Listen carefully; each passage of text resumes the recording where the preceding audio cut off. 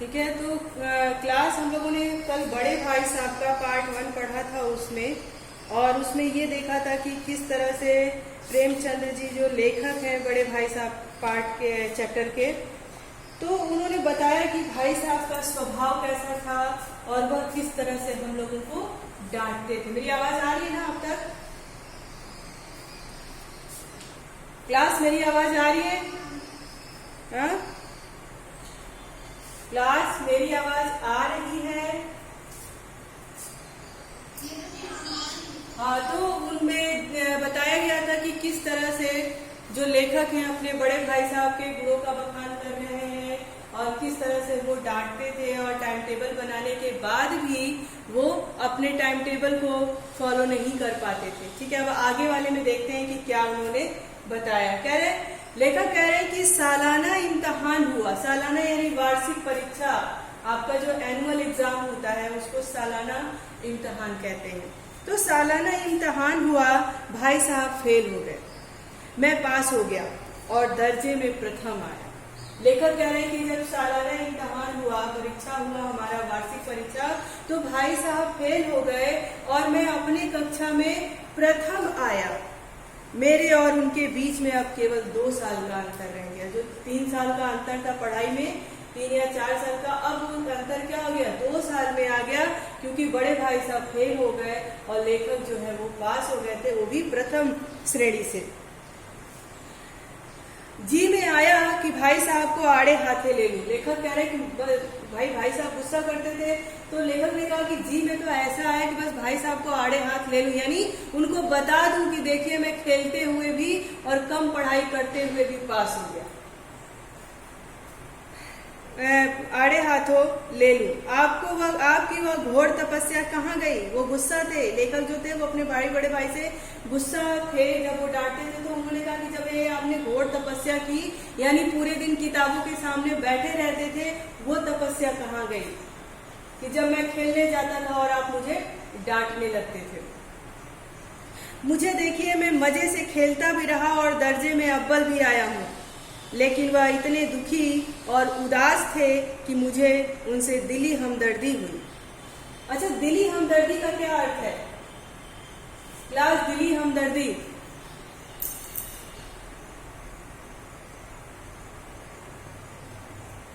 कौन बताएगा? दिली हमदर्दी का क्या मतलब है?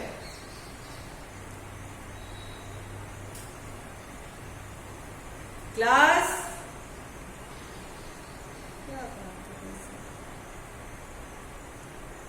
दिली हमदर्दी का क्या अर्थ है? दिली हमदर्दी का क्या अर्थ है?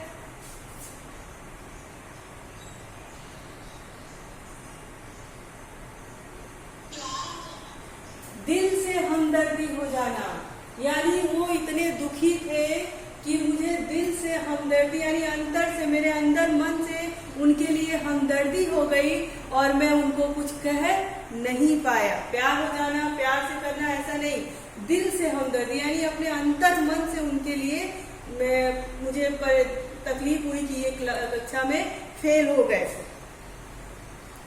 और उनके घाव पर नमक छिड़कने का विचार ही लज्जास्पद जान पड़ा। लज्जास्पद यानी शर्म की बात। कहने लगे कि मुझे एक बार तो मन में आया कि मैं उनको आड़े हाथ ले लूं और बोलूं कि इतना परिश्रम करने के बाद भी आप फेल हो गए और मैं खेलता रहा, पास हो गया।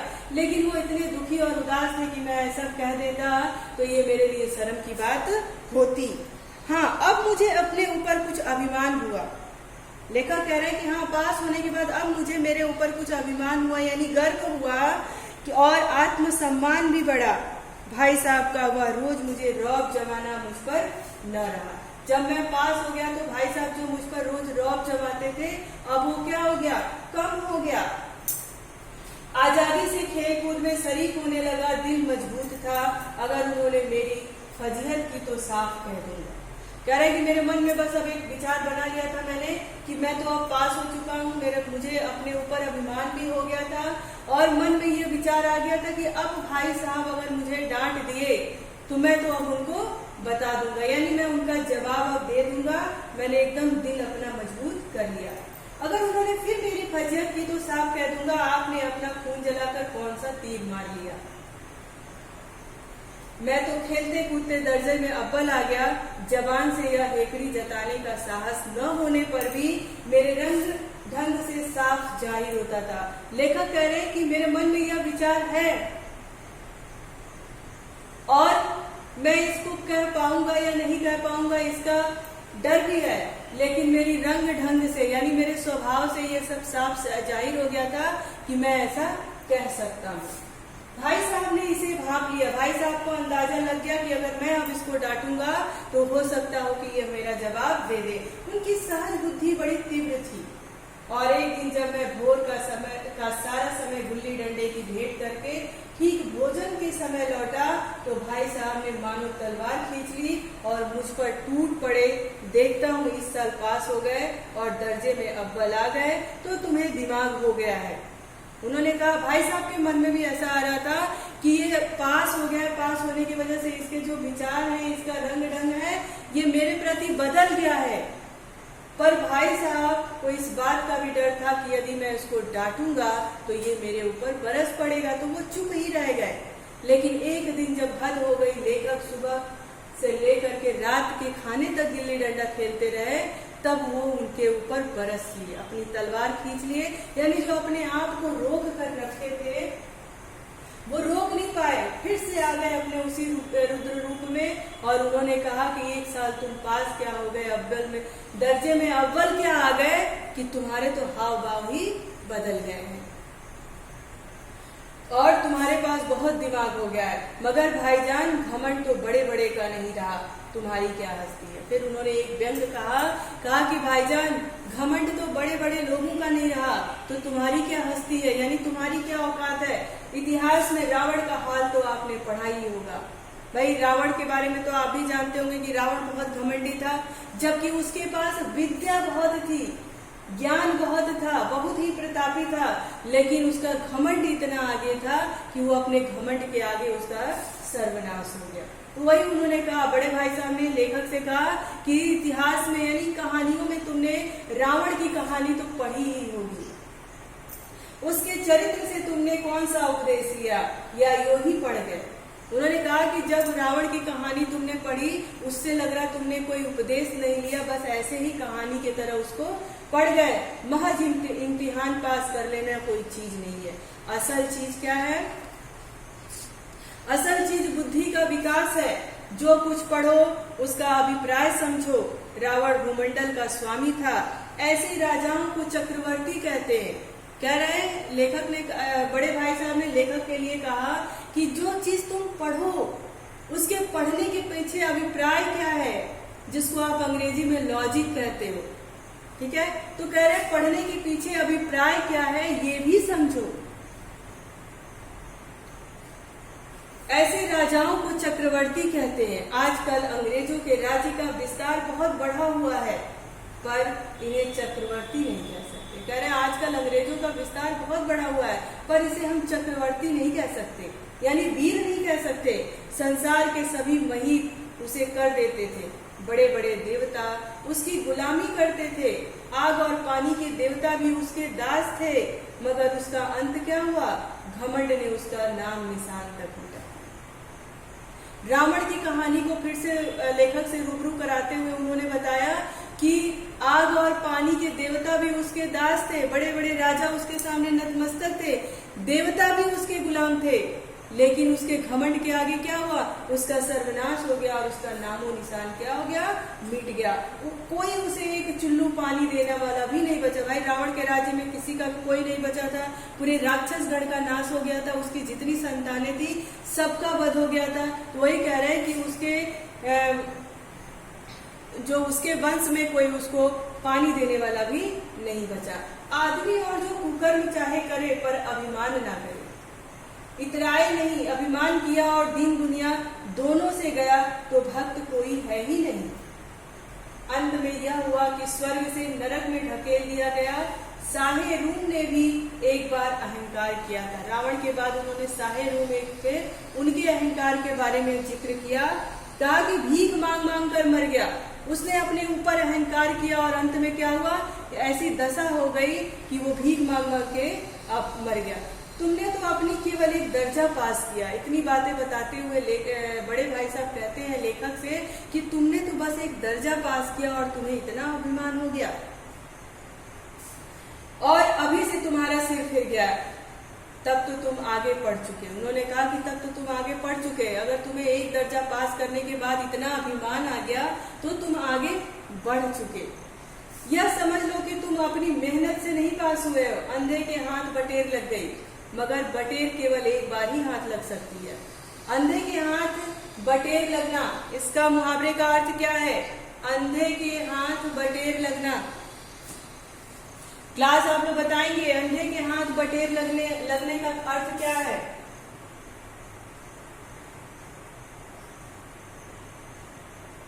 हाँ बताइए सीमा, अंधे के हाथ बटेर लगना।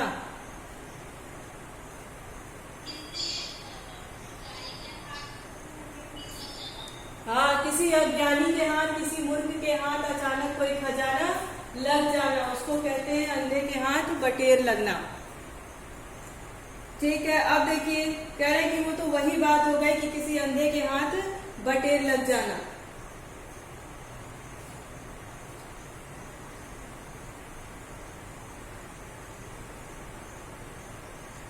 बार बार नहीं लग सकती, कभी कभी गुल्ली डंडे में भी अंधा चोट निशाना पड़ जाता है।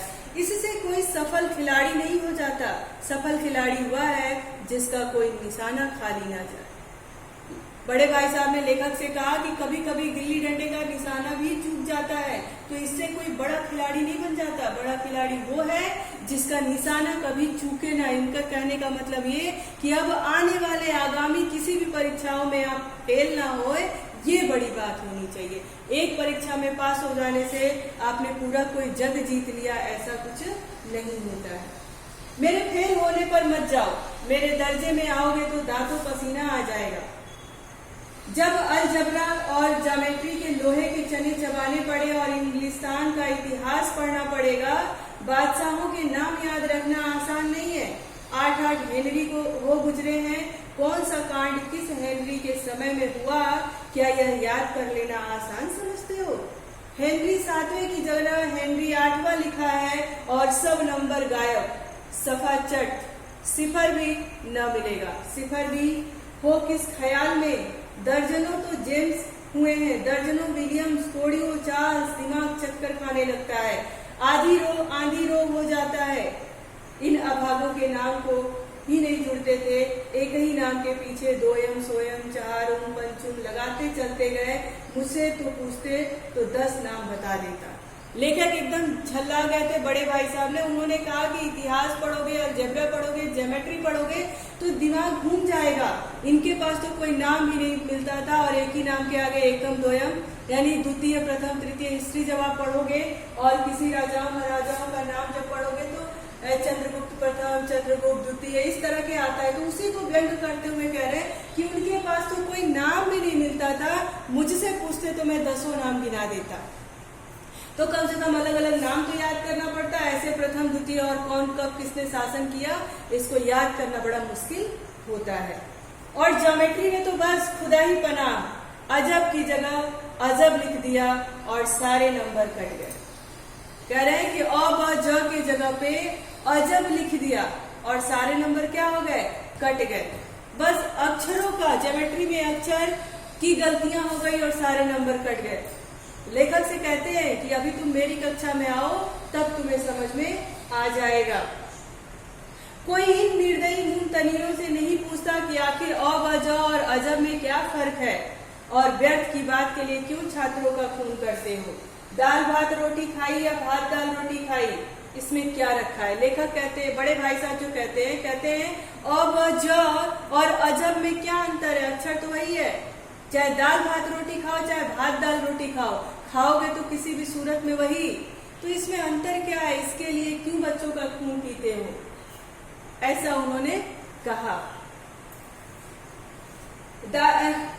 मगर इन परीक्षकों को क्या परवाह, वह तो वही देखते हैं जो पुस्तक में लिखा है। चाहते हैं कि लड़के अक्षर अक्षर रट डाले और इसी रटंत का नाम शिक्षा रट छोड़ा है। और आखिर इन बेसिर पैर की बातों से पढ़ने से क्या फायदा। इस रेखा पर वह लंब गिरा दो तो आधार लंब से दुगुना होगा।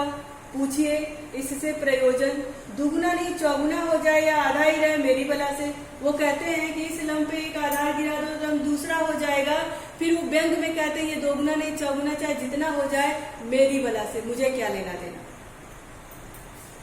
लेकिन परीक्षा में पास होना है तो यह सब खुराफात याद करनी पड़ेगी। यस भाई साहब कहते हैं कि यदि परीक्षा में पास होना है तो मुझे यह सब खुराफात क्या करना पड़ेगा, करना ही पड़ेगा। कह दिया समय की पाबंदी, एक निबंध लिख लो। ये हर बच्चों की व्यथा है कि भाई एक निबंध लिखना है, 5 मिनट का समय है और 100 से 200 शब्दों में लिखना है। इसके बाद अगर आप लिखेंगे तो आपका एक्सेप्ट नहीं होगा। अब बच्चे लिखें चाहे जहां से मन करे लिखे। तो वही वो लेखक कह रहा है कि एक तो कह दिया कि ये काम करिए, ऊपर से समय की पाबंदी और 4 पन्नों का निबंध लिखने को कह दिया। अब आप कॉपी सामने खोले, कलम हाथ में लिए, उनके राम को रोइए, उनके नाम को रोइए। कौन नहीं जानता कि समय की पाबंदी बहुत अच्छी होती है। बड़े भाई साहब कह रहे हैं कि जो परीक्षक हैं, परीक्षा लेने वाले हैं, उनको क्या पड़ी है। वो करते हैं कि 4 पन्ने का निबंध लिखिए और आपके पास इतना समय है, इसी समय में निबंध को लिख लीजिए, है ना। अब आप कॉपी खोले हाथ लिए और इनके नाम को रोइए कि भाई अब यही समय मिला है और इसी में मुझे यह परीक्षा देना है। कौन नहीं जानता। लेखक फिर बड़े भाई साहब कह रहे हैं कि कौन नहीं जानता कि समय की बहुत ही कीमत होती है, समय की पाबंदी अच्छी होती है। इससे आदमी के जीवन में संयम आता है, दूसरों का उस पर स्नेह होने लगता है और उसके कारोबार में उन्नति होती है। लेकिन इस जरा सी बात पर 4 पन्ने कैसे लिखें। जो एक वाक्य में कही जा सके उसको 4 पन्नों में लिखने की जरूरत क्या है। मैं तो उसे हिमाकत कहता हूँ। यह तो समय की किफायत नहीं बल्कि उसका दुरुपयोग है कि व्यर्थ में किसी बात को ठूस दिया जाए। लेखक बड़े भाई साहब कह रहे हैं कि यदि मैं 4 पन्ने की बात अगर 2 शब्द में कह सकता हूँ, 2 लाइन में कह सकता हूँ, तो मैं 4 पन्ना क्यों लिखूं। इसके लिए तो मैं एक बात कहूंगा कि ये हिमाकत है, ये खराब चीज है, इसमें तो समय की बर्बादी है। लेखक बड़े भाई साहब ने ऐसा कहा क्यों, क्योंकि उनका दिमाग इतना तेज नहीं था कि वो इतना कर सके। उनकी चिंतन शैली जो थी इतनी आगे नहीं बढ़ पा रही थी। करें तो इन सारी चीजों को, इन सारी विधाओं को वो क्या करते थे, नकारते थे और कहते थे ये सही नहीं है। अगर मुझसे पूछा जाता तो मैं इन सब चीजों को मना कर देता। हम चाहते हैं आदमी जो कुछ कहना वो चटपट कह दे। बड़े भाई साहब कह रहे हैं हम तो चाहते हैं कि जो कुछ भी कहना है चटपट कह दो, समय मत खराब करो और अपनी राह ले। मगर नहीं, आपको 4 पन्ने रंगने पड़ेंगे, चाहे जैसे लिखिए, और पन्ने भी पूरे फुल स्केप आकार के। यह छात्रों पर अत्याचार नहीं है तो और क्या है। अनर्थ तो यह है कि कहा जाता है संक्षेप में लिखो और समय की पाबंदी पर संक्षेप में एक निबंध लिखो। जो 4 पन्नों से कम ना हो तो ठीक नहीं है। संक्षेप में तो 4 पन्ने हुए, नहीं शायद 200 पन्ने लिखवाते। कह रहे फिर व्यंग कर रहे हैं बड़े भाई साहब, कह रहे कि संक्षेप में लिखने की बात कही और 4 पन्ना लिखने को कहा। हो सकता है कि अगर संक्षेप की बात नहीं करते तो शायद 200-300 पन्ने का निबंध लिखने के लिए कह देते। बालक की इतनी सी भी बात समझा सकता है, लेकिन इन अध्यापकों को, कह रहे हैं कि बालक को तो छोटी सी बात समझाया जा सकता है, लेकिन अध्यापकों को इतनी तमीज भी नहीं। उस पर दावा है कि हम अध्यापक हैं। मेरे दर्जे में आओगे लला। फिर वो लेखक से कहते हैं कि बच्चा मेरे दर्जे में आओगे तो जमीन पर पांव नहीं रखते, इसलिए मेरा कहना मानिए। लाख फेल हो गया हूँ लेकिन तुमसे बड़ा हूँ। संसार का मुझे तुमसे कहीं ज्यादा अनुभव है। जो कुछ कहता हूँ उसे गिरा बांध लीजिए। गिरा बांध लीजिए यानी गांठ बांध लीजिए, यानी अपने जेहन में रख लीजिए। अगर नहीं इस चीज को आप याद रखोगे या गांठ बांधोगे तो जीवन भर क्या करोगे, पछताओगे। स्कूल का समय निकट था, नहीं ईश्वर जाने यह उपदेश माला कब समाप्त होती। फिर लेखक कह रहे हैं कि स्कूल का समय निकट था, यानी स्कूल जाने का समय अब आ गया था। नहीं तो भगवान जाने कि ये जो ज्ञान बांट रहे थे, ये प्रवचन जो कह रहे थे, यह कब तक चलता रहता।